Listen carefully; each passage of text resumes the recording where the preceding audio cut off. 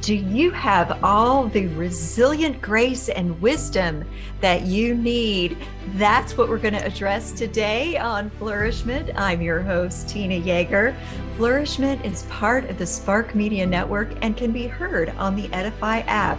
Today, I have a very special guest with me. Her name is Nita Whitaker, and she's an accomplished vocalist who learned her love for music in the spirit of the church before she went on to collaborate with legends like David Foster and Whitney Houston. When Your Hand is in the Lion's Mouth, the life and wisdom of a man named Green is her literary exploration of her father's complex challenges he faced in his life with grace, the resilient soul in her family via keeping stories alive, and the paternal leader who guided her way. We're here to talk today about this wonderful wisdom that she has to impart through the stories that she shared with her father and her own childhood stories. Welcome, Nita. I am so blessed to have you on Flourish-Meant today. I am honored to be with you. Thank you for having me. So tell us how this came about that you decided you truly needed to impart the wisdom that you gleaned from your father all the years that you've had with him. And he is now 96, you said, so that's a lot of years. Yeah, and he's in sound mind and body. I am so pleased to say that. And he's still one of my greatest counselors and my number one prayer warrior. I love that. I started the journey of this book. The first book that I wrote was a grief journal. I was widowed in 2008, and my father was my biggest champion to get me through because he had gone through the same thing, having lost our mom. But my dad, throughout my life, has been one of those pillars in the community, not just in our home, but in the community, in the church, in Shreveport at large, that was just revered. There was a reverence for him just because of how he carried himself, always meeting people with kindness and a smile. And I'd heard certain stories, just kind of, they would come up and I would think, gosh, I want to make sure my daughters know these stories.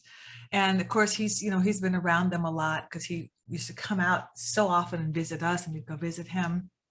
But I wanted to curate these 42, which is kind of what I'd done. What I could have written 100, but I wanted to kind of encapsulate some of the highlights of his life and his lessons and how they experienced and how they influenced me and continue to influence my children. So I wanted to gather them up. And the hardest part for me was figuring out how to tell the story. Was I going to do it in first person, third person? Was I going to use his vernacular? How was I going to tell it? That took me a minute to figure that one out, because my first book was a memoir.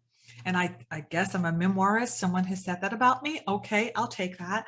But I do tell stories. I tell stories in my songs. I tell stories. So this is really just an extension as a singer, because I think of a story as a song as a story. And it's my job to make sure you get the story, because for me, if you don't get the words, you don't get the story, even if the music is beautiful. So my job as a writer is to paint it without having music, but to paint it with the words. And I wanted to give glimpses and little insights into the life he was born into and the life he was able to co-create, and then just all the love that he's just planted all around. And I thought that we needed to hear stories of good fathers. We need to hear more of that. We need to be inspired by that and to honor what a good daddy is and should be. So I wanted to share my dad, and that's why I wrote the book. And you've titled it When Your Hand is in the Lion's Mouth. So talk to us a little bit about why you felt your father's hand was in the lion's mouth and how he demonstrated strength and resilience and grace in the midst of having faced difficult trials and opposition in his life.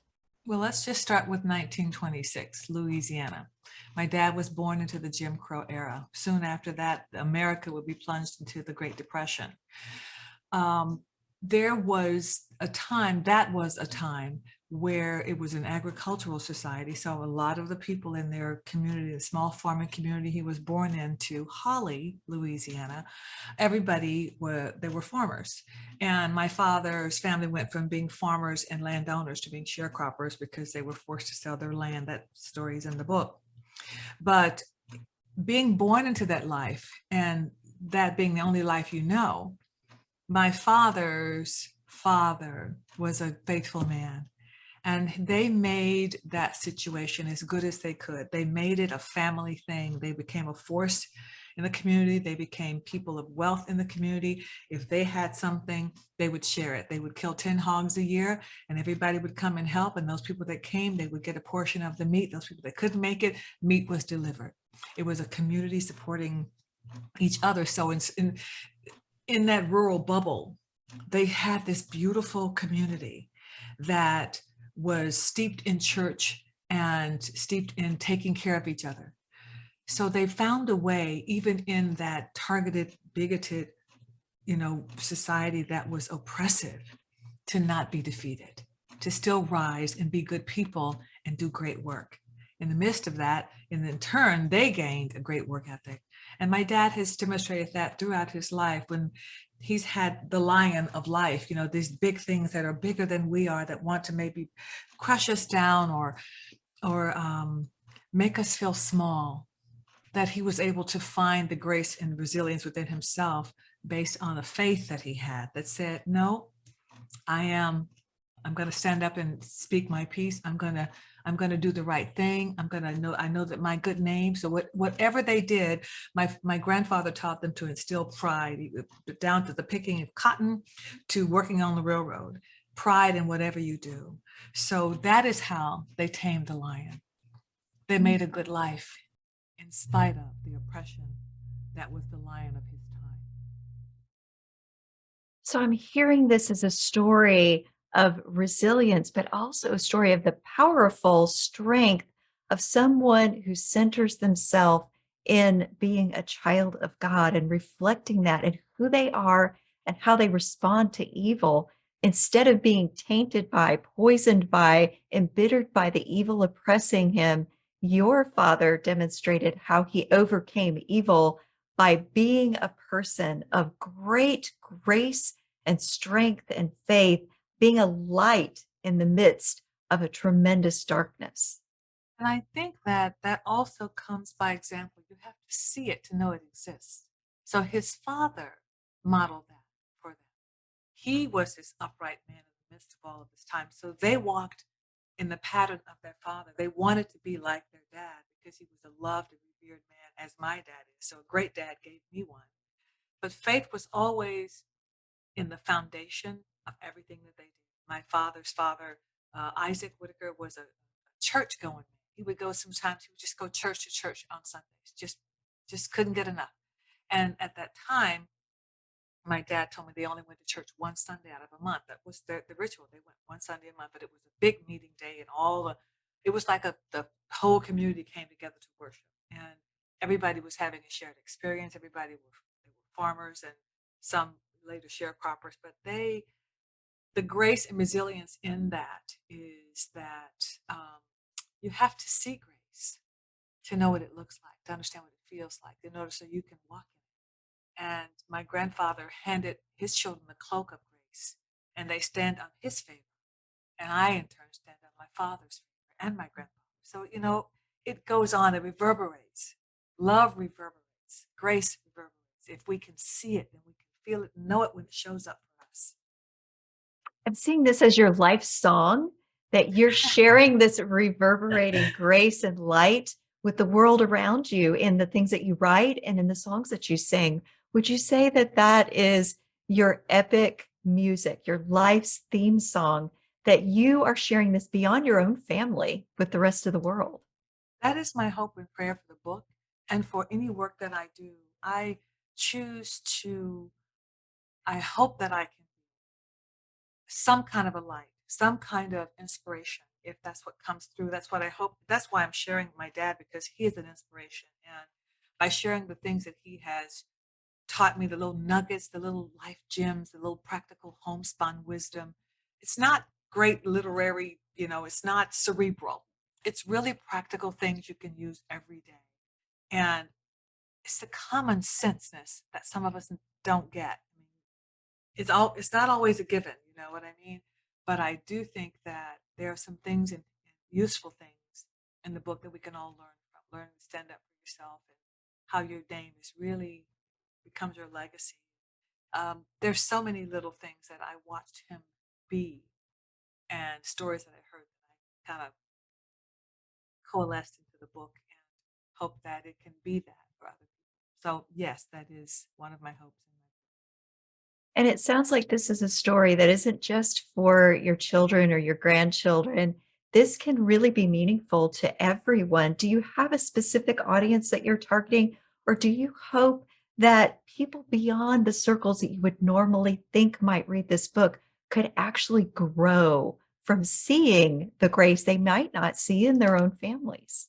I do think that it's a universal story.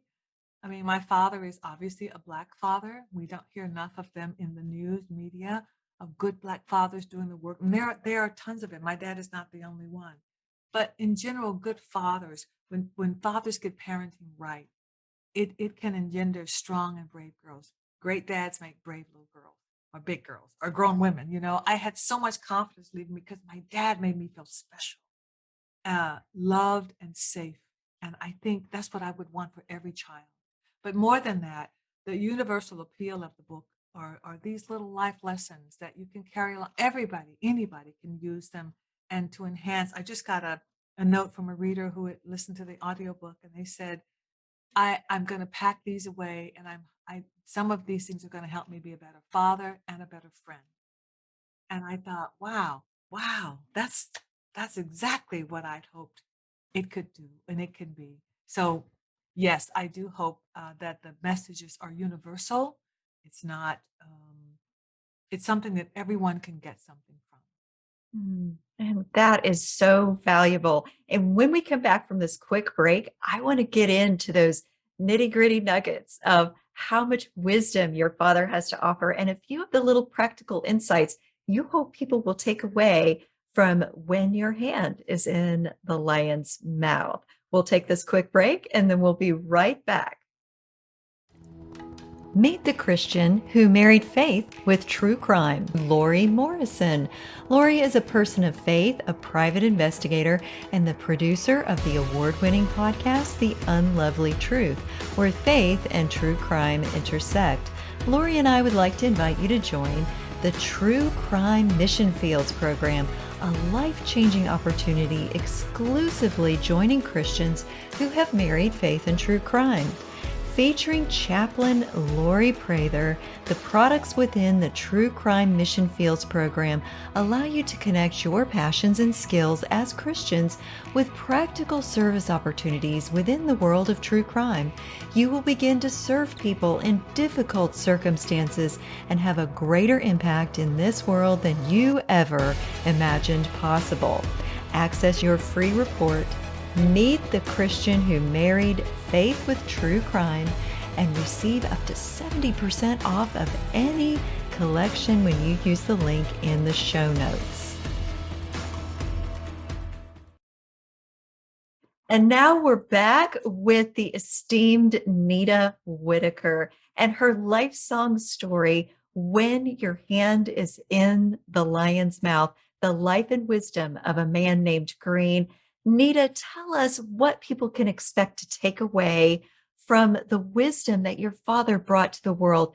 Give us just a few nuggets. I know you don't want to give them all away, which it's probably impossible in the space and time we have to give them all away. But if we could just give people some appetizer bits of the types of wisdom, the practical things that they can learn to become resilient themselves.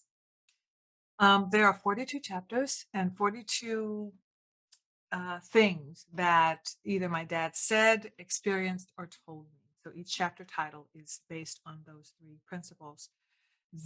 Not principles, but those three ideals. A couple of them, let's say for dating. When I was at the dating age, my dad gave me a couple ones. Don't always be available, and keep a check with your name on it. Now, I'm not going to tell you what's in it. You got to go and read it.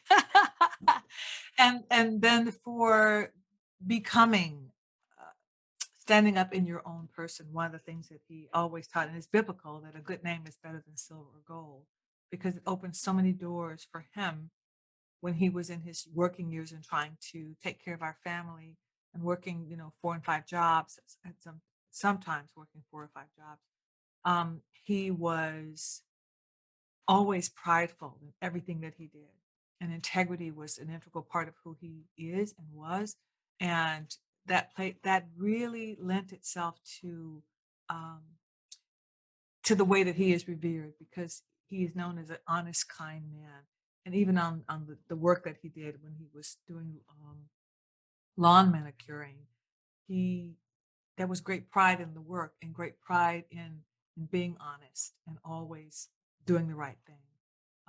This is not a story of perfection. Let me just say that my dad is not a perfect man. I just want to clear that up, because it's yes, he is a great man, but he is a man, and he is one of the ones that I think we can all learn something from. There's a couple more.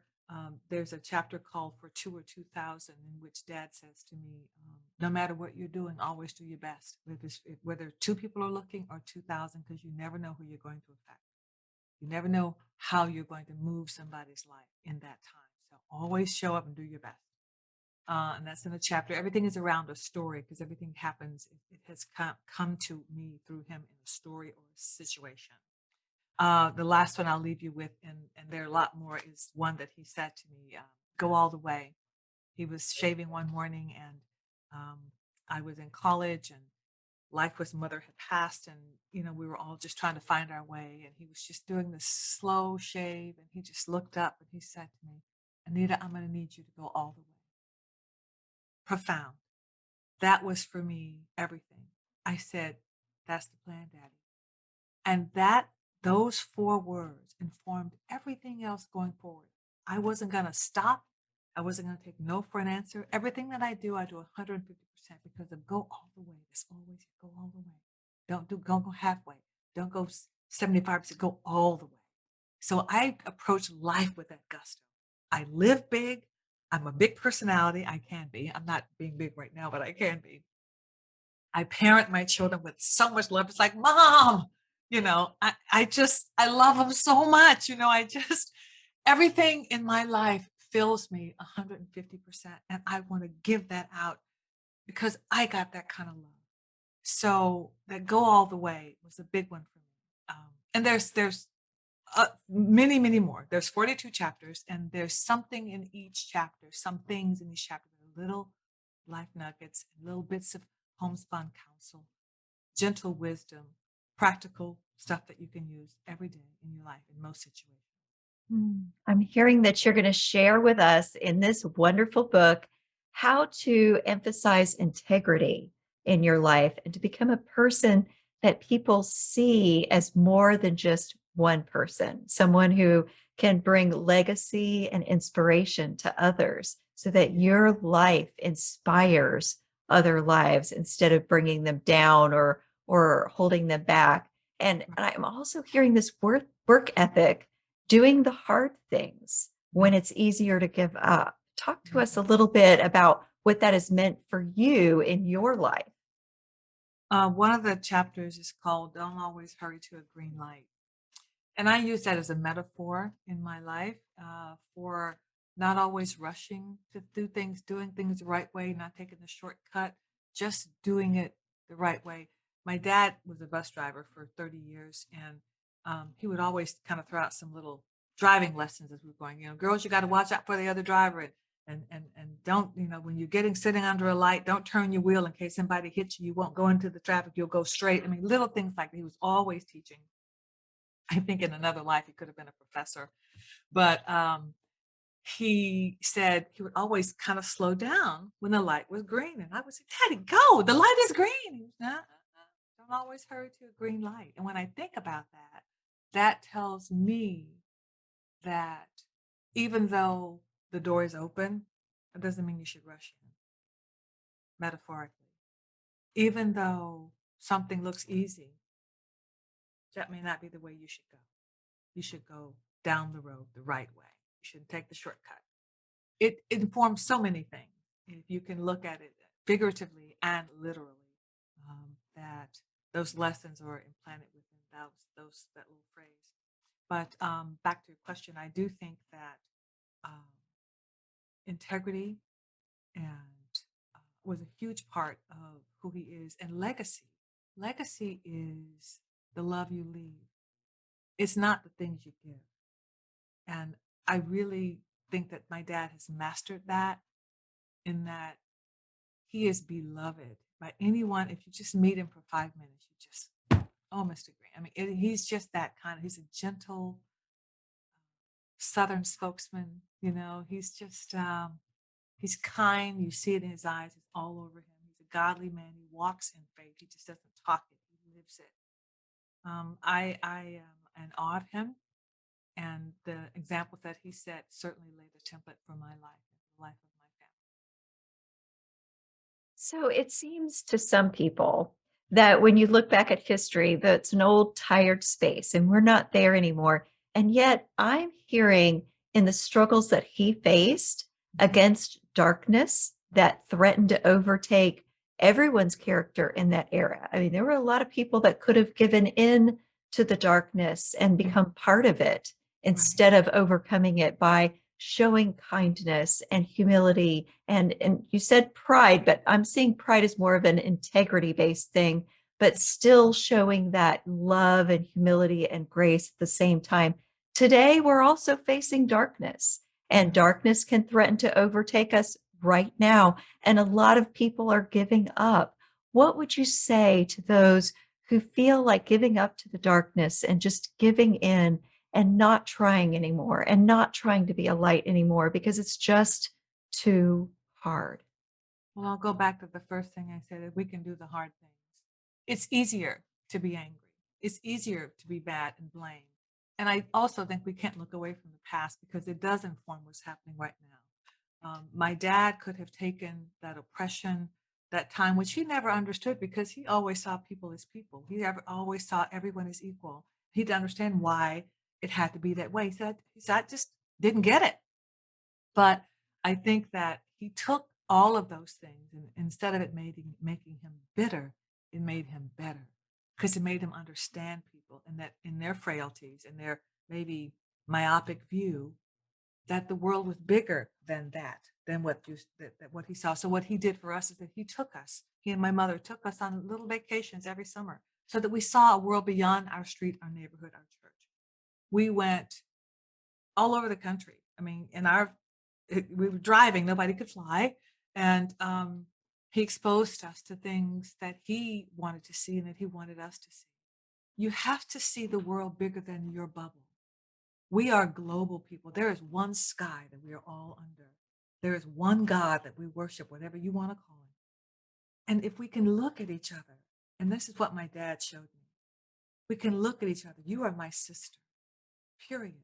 We just come here in different skins. So daddy says people are just people. We just come here in different skins. You're a beautiful peach and I'm a lovely brown, right? We are sisters. There's no difference. If you cut us, we both bleed. We kneel, we go to the bathroom the same way. There's no right, wrong, high, low. We are the same. We want to raise our families. We want to do good in the world. My dad showed me that. And he showed me that by his example. I think children learn from what we do more than what we say. So if I saw my dad being kind. I saw my dad inviting people that weren't Black to our home and having dinner. When at a time when it wasn't kind of like, Dad's like, well, he's a man. We like each other. He's a friend. We work together. He came over for dinner. And I saw him. So if we model behavior we want our children imitate, we have to be mindful of what we're doing and what we're saying, because they're watching. I was watching. And what I learned from my father was that people are people. I don't care if you are the president. Of course, there's certainly a reverence that comes along with that title, or a prime minister, top singer. You're a person just like me. We have the same heart. We want the same things. And I'm blessed to have a man who exemplified that in everything. I love that so much. And I do agree with you with all of my heart. And I think that people are watching even beyond just your children. People are Right. watching you all around all of the Absolutely. time. Right. Absolutely. And there's a song Stephen Sondheim wrote, careful what you say, children will listen. Careful the things you do, children will see and learn. It's true. Children may not obey, but children will listen.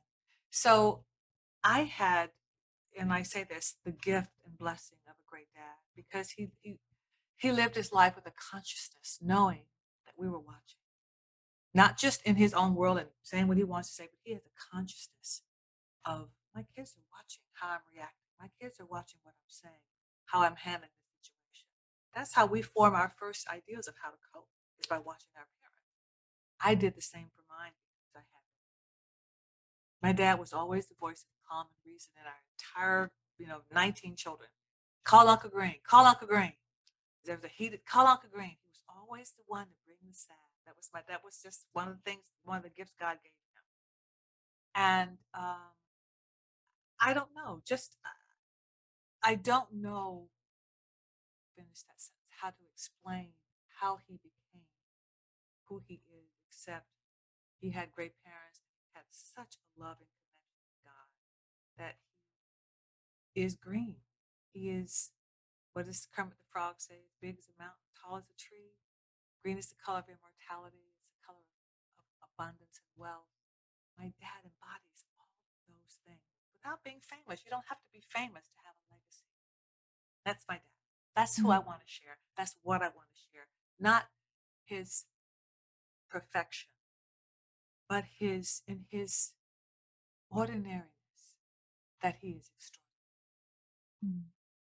That's such a beautiful story. And I love the way that you share the reason for not giving up and not giving into the darkness is that other people are watching and they're desperate for the light that only you might be able to share with them. Absolutely. We need more light. If we could plant more light, kindness becomes light, you would have the light rising. Oh my God. If everybody would just a little kindness every day, here, plant it wherever you are, that light seeping all over this country, this nation, this world, and there would be this collective sigh and release of, ah, Mm. we can all be a part of being that. And my dad is a beacon in the light. There are people that just come here that way. He's a beacon, a person you can go to and know that he's going to have something wise and reverent to say to you. Not in a preachy way, but we all need to work on shining our light more instead of letting the noise of life overtake us and we become the noise. Let's work on becoming the light. That's what I want to do with my life. I love that. And you are bringing light and you're bringing music at the same time. So this is a beautiful show that you're bringing to us. So Thank tell you. us if there's a special song that you particularly cherish that you and your dad both love together. Oh my gosh, there's so many. Well, the first song that he heard his mother singing was Yes, Jesus Loves Me. The first song I sang as a 3-year-old on the offering table, my daddy put me up there because I was insisting, I want to sing, Daddy, I want to sing. And he was like, I said, Green, foot. And it was after church, and they put me on the offering table, and I sang both the verses and the chorus. And my mom says, I don't recall it. It was the first time my dad cried.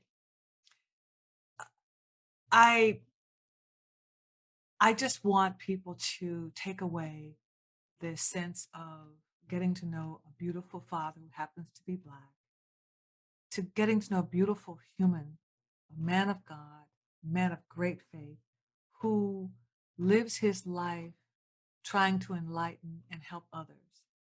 Um, he engendered that in all of us because he and my mother were those people in the community, picking up people, taking them to church. And my mother ran the vacation Bible school, and we were in church Monday through Friday. Really, we really, really were.